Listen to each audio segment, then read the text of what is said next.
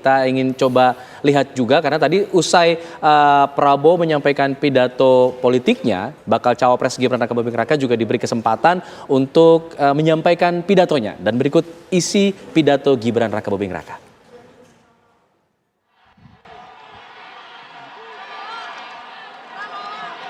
Kita semua meyakini program-program yang sudah berjalan sudah membawa Indonesia ke pintu gerbang kemajuan.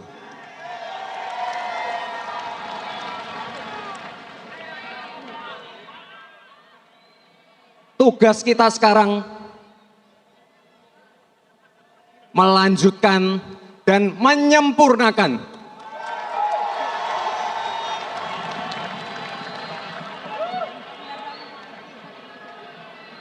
hal-hal yang terkait anak-anak muda, generasi milenial, generasi Z, dan jangan lupa para santri. Pasti kita dukung penuh. Kita butuh generasi muda yang handal, generasi muda yang tangguh, generasi muda yang memiliki komitmen kebangsaan. Sekali lagi, generasi milenial, generasi Z, dan jangan lupa santri. Untuk itu, mohon izin Pak Prabowo, saya ingin membocorkan beberapa program unggulan.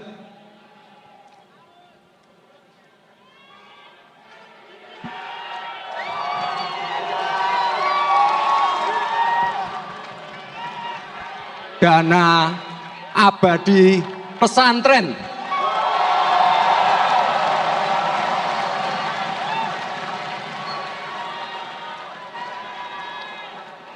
Dana abadi pesantren ini adalah mandat dari Undang-Undang Nomor 18 Tahun 2019.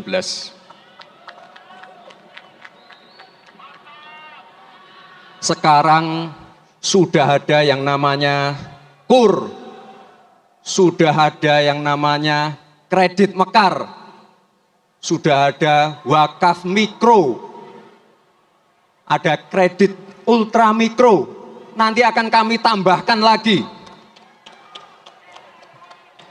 kredit startup milenial.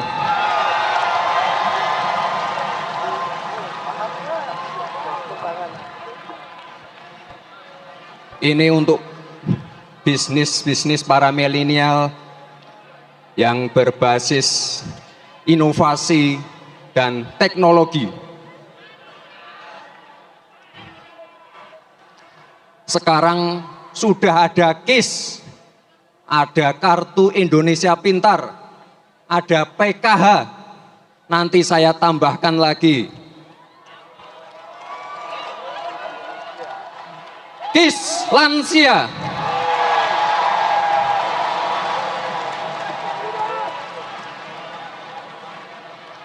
Ada satu lagi. Ada satu lagi, tapi ini yang bawa biar istri saya saja. Soalnya ini berhubungan dengan ibu dan anak. Ya.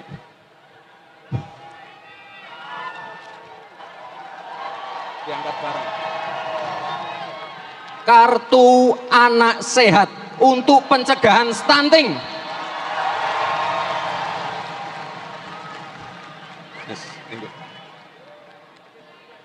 Lalu tak lupa hilirisasi untuk komoditas pertambangan, pertanian, dan perikanan. Ini wajib. Dan juga ekonomi hijau dan energi hijau untuk keberlanjutan.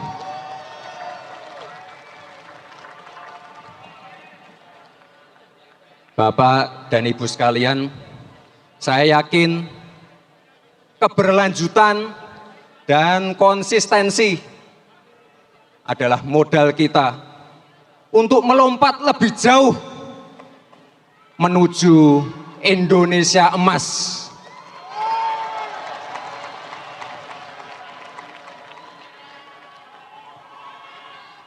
Sekali lagi, terima kasih Bapak Ibu semua.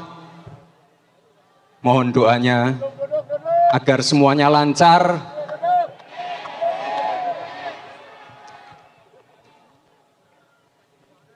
Dan semoga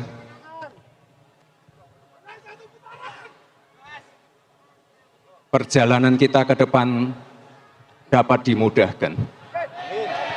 Terima kasih. Wassalamualaikum warahmatullahi wabarakatuh.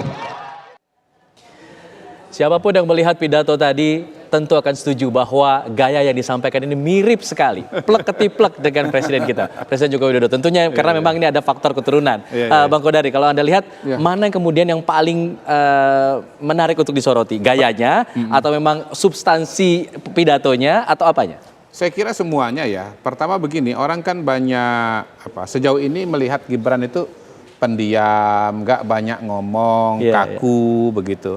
Tapi di panggung ini saya kira kita melihat Gibran yang beda, yang agak beda ya, agak lain ya, lebih artikulatif, lebih santai, cukup banyak ngomong gitu. Lepas dari misalnya bahwa ini sudah disiapkan atau tidak begitu. Dugaan saya selama ini sebetulnya Gibran itu banyak menahan diri gitu. Karena? Ya pertama mungkin satu situasi dan kondisinya memang belum memungkinkan dia untuk berbicara secara lepas ya, terutama ketika tema-tema politik ya, bicara mengenai calon presiden, calon wakil presiden, soal jadi juru kampanye misalnya. Yang kedua mungkin juga agak-agak tekanan batin.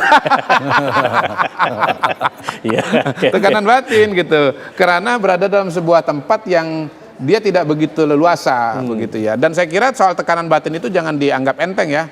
Pertama kalau kita lihat, ya kita mungkin nggak perlu terlalu detail lah ya. Tetapi kalau kita lihat simptom-simptomnya, misalnya dari Ibu Iriana, Ibu Solo yang tadi, gitu kan, gitu loh. Matanya itu, ekspresinya itu tekanan batin itu satu. Yang kedua, bahwasannya kemudian Kaesang itu dia bergabung dengan PSI.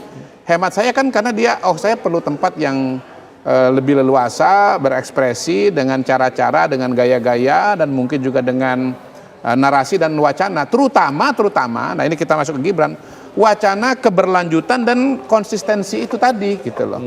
Jadi saya melihat bahwa apa yang yang terjadi pada proses Mas Ganjar itu bisa jadi kan memang tidak mengindikasikan adanya sebuah komitmen keberlanjutan yang 100%, katakanlah begitu.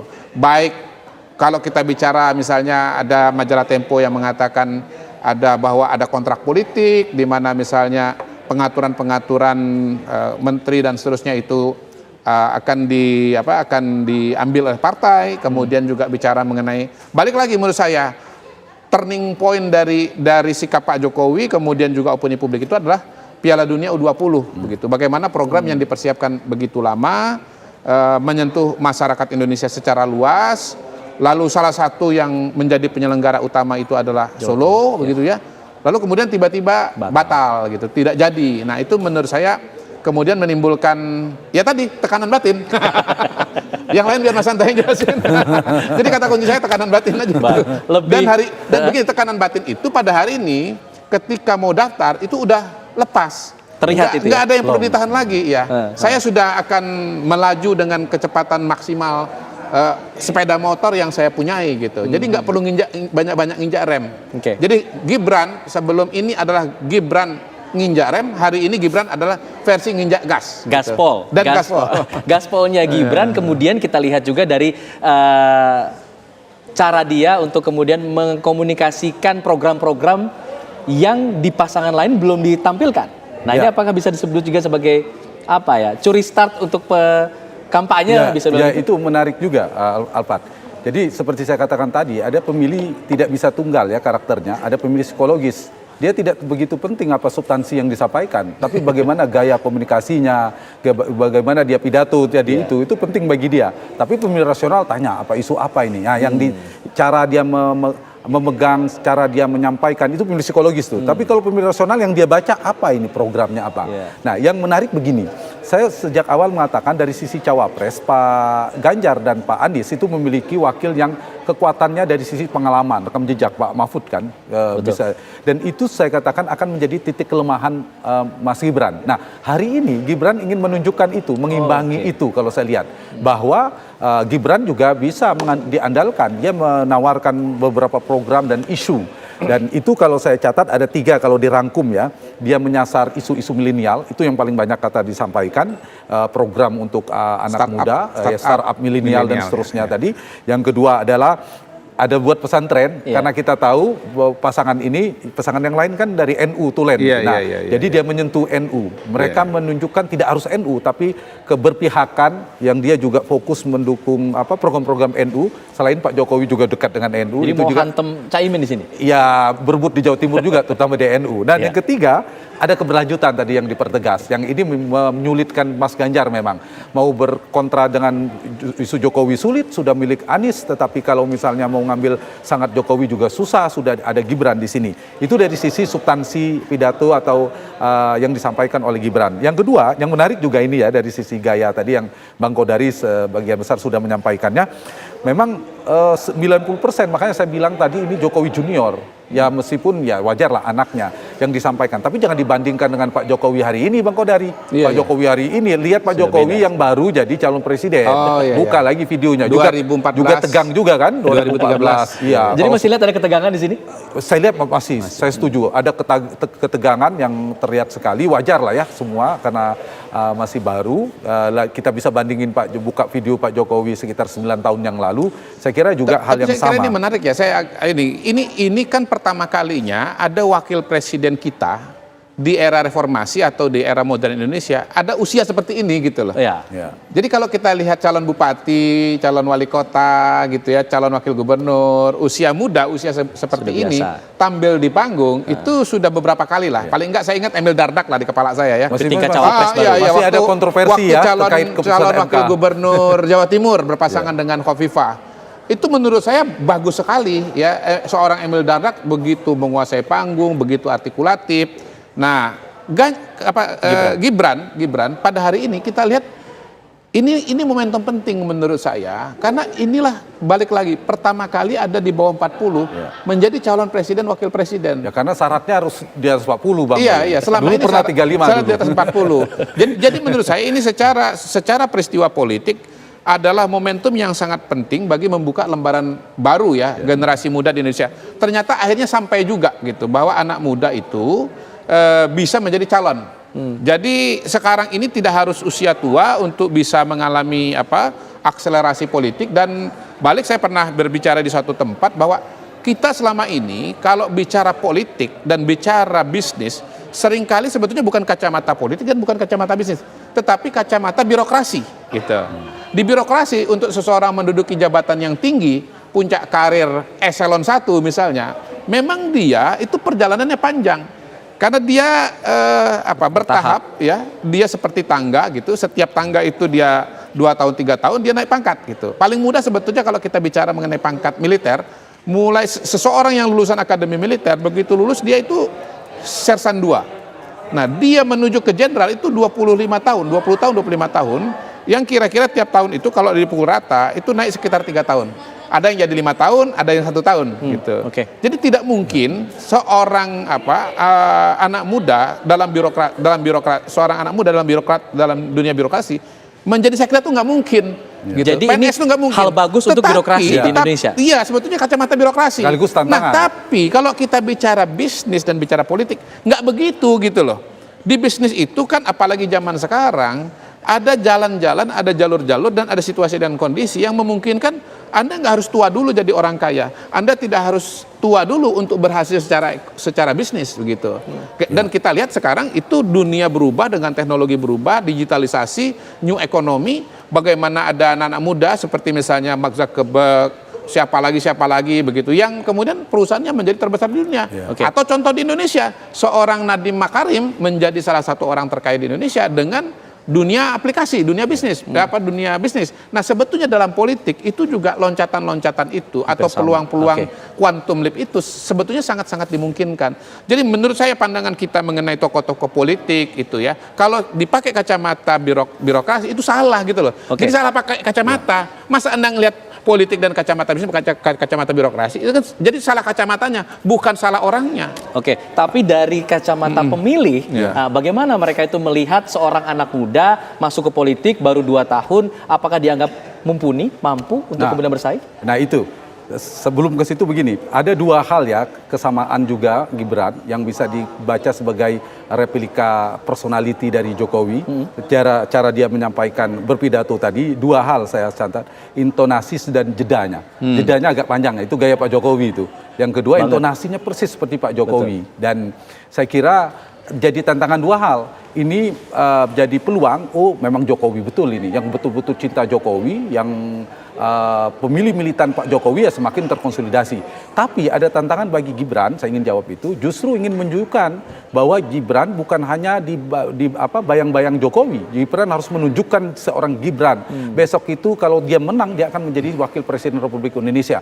Dia harus menunjukkan soal kompetensinya, kemampuannya, dan dari segala hal ya, kemampuan teknokratisnya tadi tantangannya, kemudian kemampuan komunikasi publiknya dan seterusnya. Nah, respon publik kan beda-beda nanti. Nah, karena itulah saya kira, karena tantangan di situ, meskipun kalau dulu dari survei Bang Kodari, kalau tingkat kepuasan kepada Jokowi naik, yang diuntungkan kan Ganjar, yang dirugikan Anies. Nah, ini rumus ini akan berlaku pada pasangan ini nanti. Begitu Pak Jokowi, misalnya program BLT-nya masif, tingkat kepuasannya naik, yang akan mendapatkan insentif pasangan ini. Nah, dari sisi pemilih juga sama, saya kira saya kembali ke analisa yang di awal tadi, pemilih yang rasional, meskipun dia mau pemilih muda dan seterusnya, dia akan ngelihat nanti, Gibran ternyata tidak kompeten, hanya bawa nama Jokowi. Atau sebaliknya, orang belum apa-apa sudah meragukan Gibran, ternyata boleh juga anak ini, orang muda ini punya kompetensi, punya kemampuan. Nah, bisa dua-duanya tergantung perkembangan ke depan.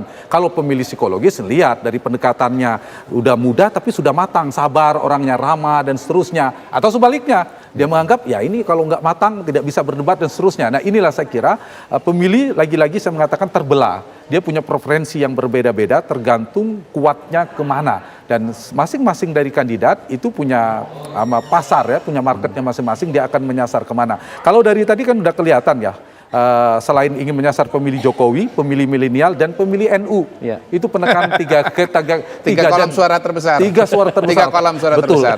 Triple majority pemilih Indonesia itu ada 3 itu, dan itu disasar dari kalimat singkat dari Gibran kalau saya baca ya, yang menarik dari statementnya. Dari sisi substansinya, kalau dari sisi tadi sama-sama kita bahas terkait dengan pendekatan psikologis ya, dia menyampaikan. Meskipun ketegangan memang paling dominan kelihatan, ya wajar karena masih baru. Kalau mau dibandingkan Cak Imin dan Pak Mahfud jauh lah soal jam terbang ya, artinya kebiasaan bicara di publik dan seterusnya begitu. Saya melanjutkan Hanta ya. Silakan. Soal tingkat kepuasan ya kepada Pak Jokowi. Sebelum ini tingkat kepuasan kepada Pak Jokowi itu memang terbelah. Ada yang ke Ganjar, ada kepada Pak Prabowo. Tapi kalau data-data yang saya miliki, mayoritas masih ke Mas Ganjar gitu. Nah, pertanyaannya, setelah ada Gibran di situ, sudah bergeser di survei terakhir. Sudah bergeser ya? Iya, sudah bergeser. Naik lebih tinggi. Sekarang 40% ke Ganjar, 44 meskipun tipis ya, 44% ke Prabowo di survei Oktober. Itulah efek dari yang puas ya. Dari Gibran ya. Jadi Gibran ini adalah satu variabel game changer. Kalau bahasa saya itu gempa politik begitu. Nah, game changernya ini kan udah terjadi nih kalau angkanya ya, dari mayoritas ke Ganjar menjadi kepada mayoritas Pak Prabowo. Walaupun ini baru game changer, belum jadi gempa politik. Gempa politik itu kalau nanti selisihnya menjadi semakin jauh.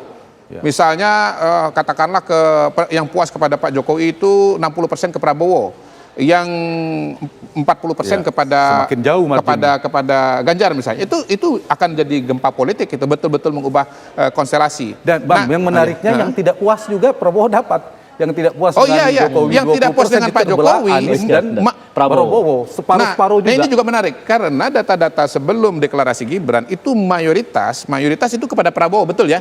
Tetap bertahan sekitar 55-60% dari pemilih 2019. sekitar 50% dari yang tidak puas kepada Pak Jokowi, setahu saya itu masih kepada Pak Prabowo. Jadi Pak Prabowo ini kan dapat 2 suara, Terbagi ke Anies dari sekarang. yang puas dapat, dari yang tidak puas itu tidak dapat. Cuman begini, menurut saya dengan isu MK, dengan isu politik dinasti, politik keluarga segala macam, diskusi juga harus kita bawa kepada bagaimana isu ini kalau misalnya berkembang ya. Teorinya kan karena ini kelas menengah, lalu kemudian seiring waktu nanti akan ada perkembangan isu macam-macam, ini akan hilang.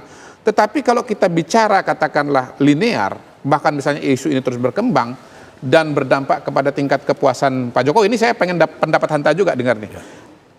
Menurut saya, kalau isu ini berkembang sampai titik di mana kemudian kepuasan kepada Pak Jokowi itu menurun, katakanlah turun dari 80 menjadi 70%, bahkan dari 70% menjadi 60%, yang akan mendapatkan keuntungan itu bukan Mas Ganjar, tetapi Anies. Anies Baswedan.